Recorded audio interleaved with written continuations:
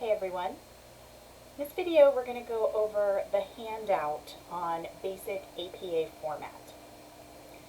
So we're starting our unit on learning about APA format and research in general. And I want to start off by explaining what APA format really is. I know a lot of people get intimidated by it. They don't really understand how to properly use APA format. You've possibly taken classes in the past where you've been required to do a research paper in APA format, or even not a full-blown research paper, just some sort of assignment that requires APA format, citations, references, and you possibly got points marked off thinking that you had done it the right way, and turns out you didn't for some reason.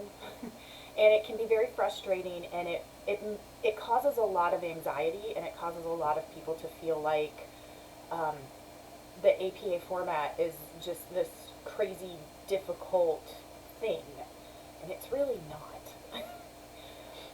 So that's what we're going to do with this handout, is just break it down and explain what we're actually talking about when we refer to APA format. Okay? So the first thing is APA format is just one of several different types of formats that you can use when writing a paper and doing research. There's also MLA format, there's Chicago style, there's Harvard style, there's a handful of them. MLA and APA are probably the two most commonly used in academics, for sure. APA stands for American Psychological Association. That is APA. So APA format is just the format that the American Psychological Association has created. They're the ones that update it. They're the ones that make decisions about it. They're the ones that put out the handbooks that show everybody else how to use APA format. So it's interesting that it's from the American Psychological Association, psychology, and yet there are so many other fields that use APA format. The healthcare field and technology fields, anything in the sciences. Why, then, would those types of fields utilize a system created by the American Psychological Association? It kind of doesn't make sense. But once you understand the fundamentals of APA format, it does make sense. And the reason that all those different fields use APA format instead of MLA or Chicago style is because when it comes to sources that are being used in research, the American Psychological Association emphasizes current sources.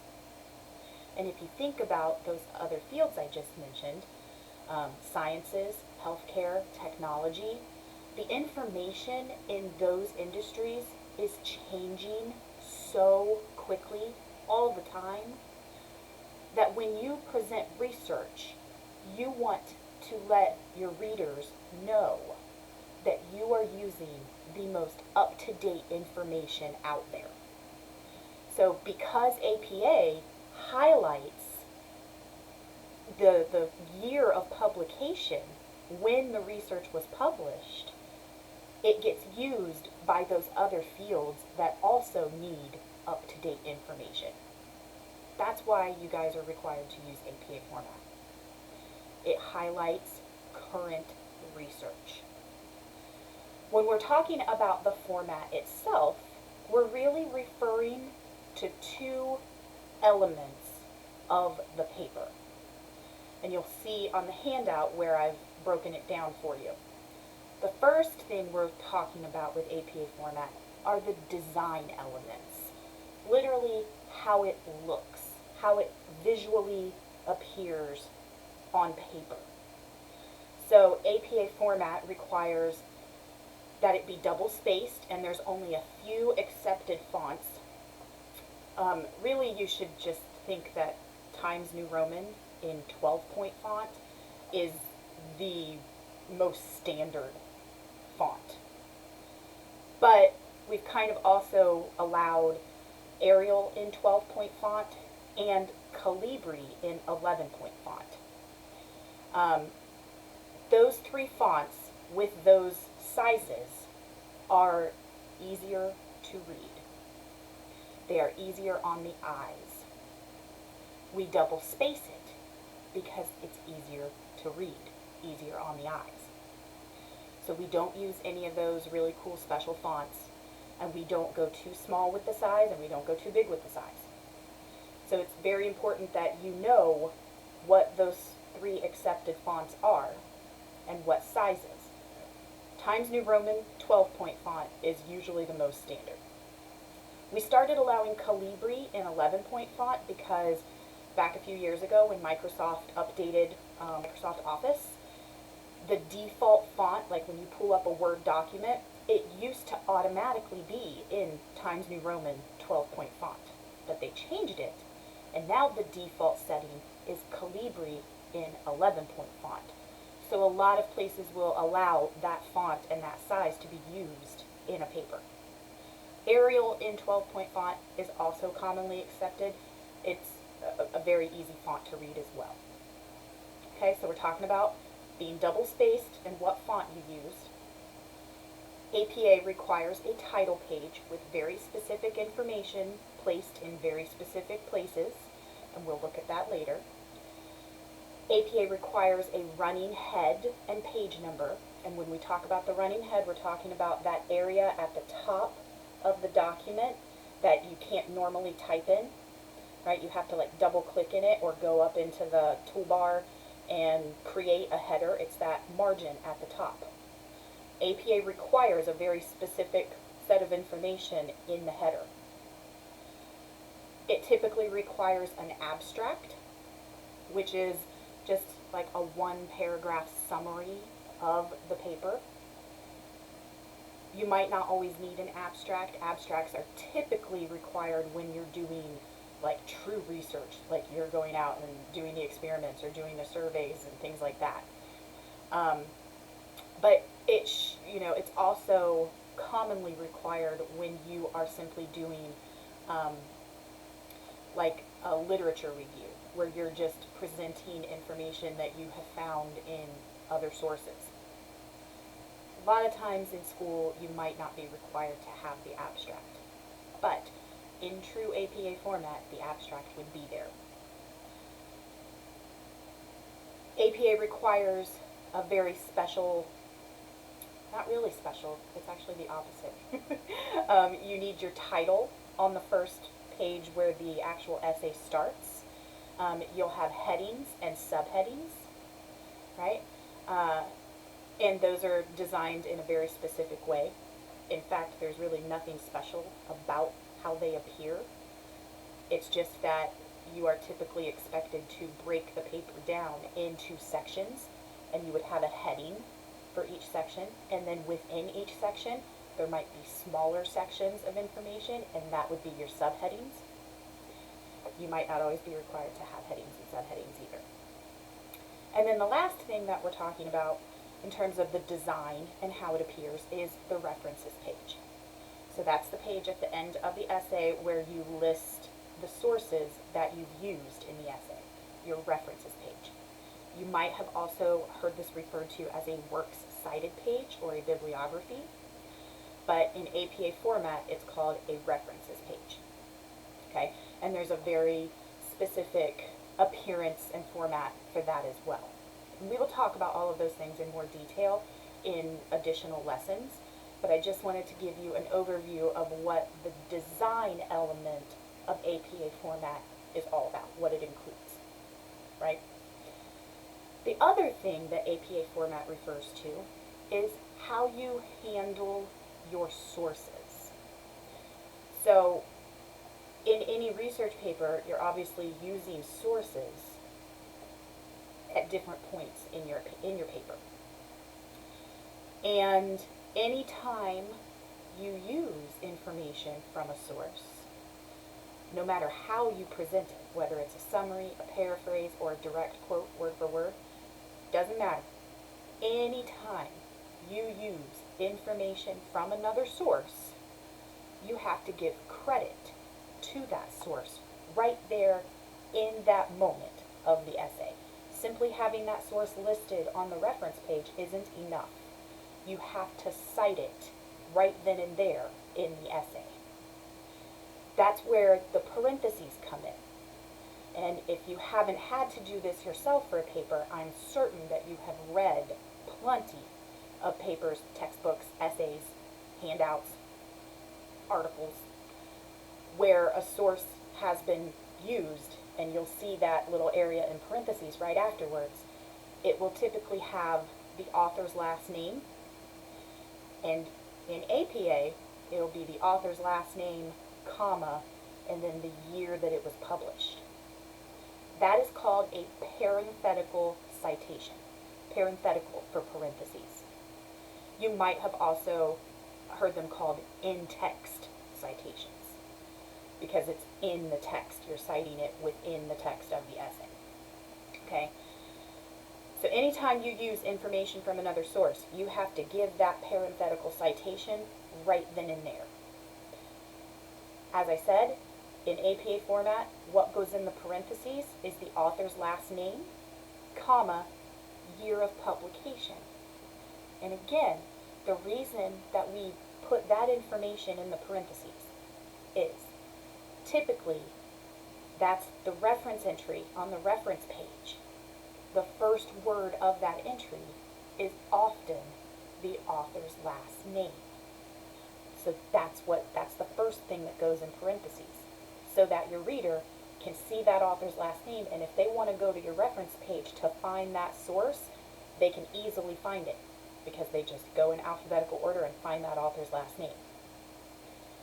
If your source happens to not have an author, there's another way of beginning the entry, and whatever that beginning is, that's what would go in the parentheses inside the essay.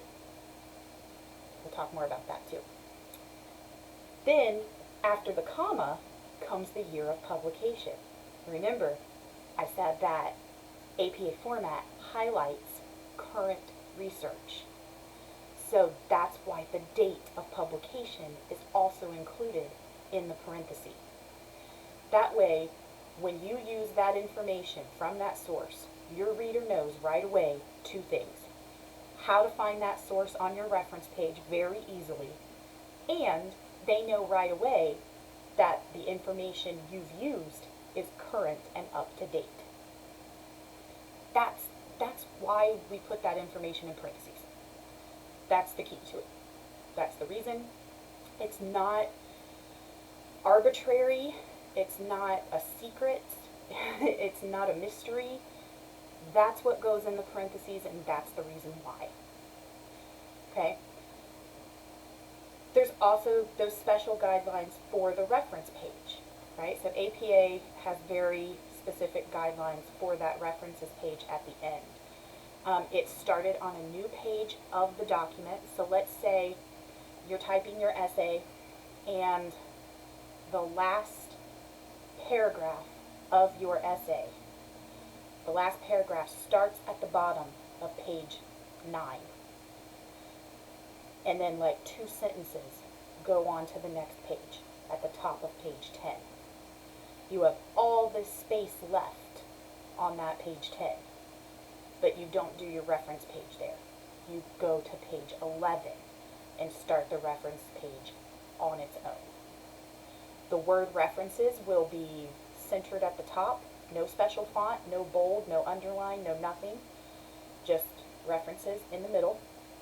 And then you hit enter one time and you start your first entry. The whole page is double spaced, just like the rest of the essay. No special fonts are used, just like the rest of the essay. The entries are listed in alphabetical order according to the first word of that entry. So again, some entries most entries, it will be an author's last name that starts the entry. But if your source does not have an author, then it will be another word that starts the entry. Whatever that first word is, that's how you list them alphabetically. There's no extra space in between the entries. And we also use what's called a hanging indent. It's like the opposite of a paragraph. We'll look more at that later as well. It's very uniform. Every reference page for every APA paper will look the same. Just the sources will obviously be different. But that's really the basics of APA format, and that's all we're talking about. And you don't have to memorize any of this. There are places you can go anytime you're asked to write something in APA format.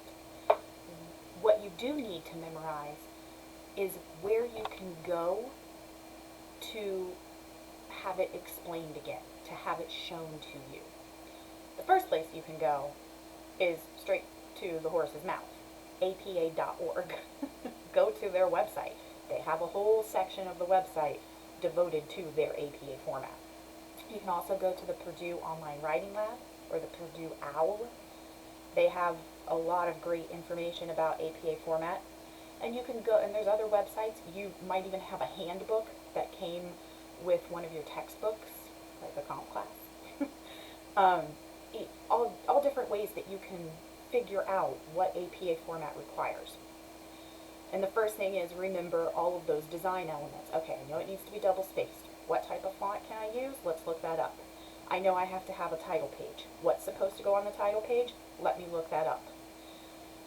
You can go to those places to find that information and remind yourself, right?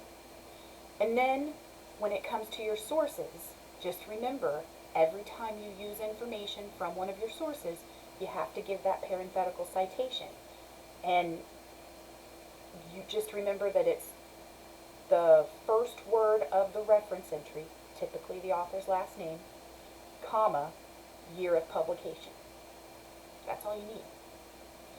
And then for the references page, just remember that there are very specific guidelines for that. Go to one of those websites or go to the handbook and remind yourself, okay, how does the reference page get formatted? Oh yeah, that's right. And then you start doing it. Oh, sorry, my phone's going off. And then for each individual entry, you can use those resources for that as well. There are even websites that will create the reference entry for you. You just have to plug in the information and then it will spit out what that entry should be. And you just copy and paste it into your document. There's a function in Word that will create the reference entry for you. You do not have to memorize how to do every single one of these things in APA format. The biggest thing you have to memorize is just what the basics are and where you can go to get guidance for it, right? It's not this big mystery. Just keep in mind that the main reason we do it is so that things are easy to read, pleasing to the eye, that there is a uniform method for doing these types of research papers, and that you just have to remember where to go to get your answers and to make sure everything is done the right way. You don't have to memorize any of it. If you do a lot of research papers, eventually you will start to memorize some of these things, but that's just because you'd be using it often. Nobody is expecting you to memorize how to do a reference entry for a periodical, an essay from a periodical that has 3 authors and gets published every 3 months. Nobody memorizes that. You just go where you know you can get the information to make that entry. Okay? So do not let APA format intimidate you. It's no different than any other format you would have to use, because the thing is we always have to cite our sources if we use information from one of them. We always have to have a references page. We always have to do the paper, type it up in a certain format with a certain font, certain spacing. You know, all of those things are pretty uniform regardless of what format you're using. So, knowing that it needs to be in APA, you can go to one of those websites or use your handbook and figure out what you need to do for that particular format. We're going to look in more detail at each of these components, but I just wanted to sort of break it down for you right away and hopefully ease some anxiety here in the beginning that, you know, research in APA is doing the research is probably way harder and more time consuming than making sure the paper is in APA format. All that stuff with APA format, you can figure it out almost at the last minute even. You can go back and make changes and put it in the correct format if it's not in the beginning. And just keep in mind that you don't have to memorize any of this. There are places you can go and resources that you can use to help get you through the format of the essay. Alright, so if you have any questions right away, feel free to reach out to me, but I'm kind of going to say go through the rest of the lessons first, because some of your questions might get answered in the following lessons, because I do go into more detail. But certainly I am here if you have any burning questions or confusion or anxiety about anything.